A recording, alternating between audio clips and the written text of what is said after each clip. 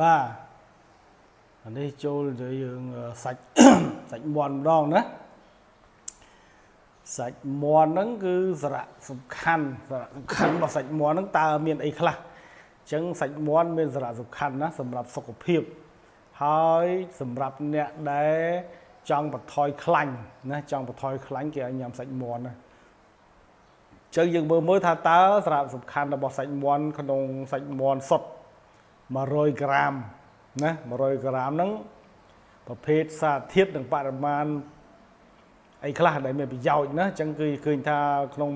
100ក្រាមរបស់សាច់មាន់ហ្នឹងគឺទី1គឺផ្ដល់នូវថាមពលហ្នឹងគឺពី165ទៅ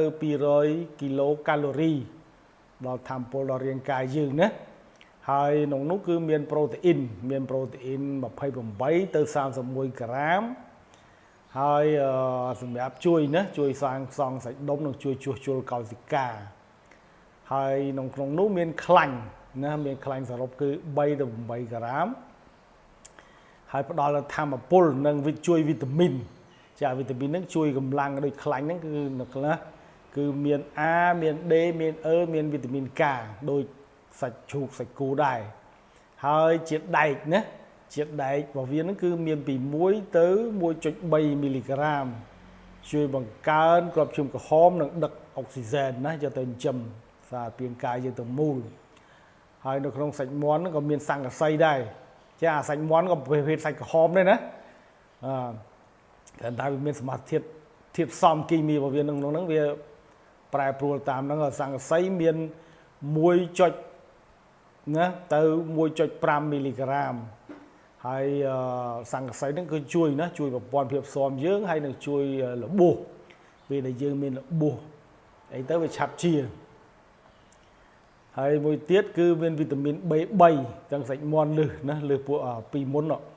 នេះវីតាមីន B3 ចា B3 ហ្នឹងវីតាមីន B3 ហ្នឹងមានពី8ទៅ10មីលីក្រាមជួយរំលាយអាហារនិងជួយផលិតថាមពលដែរ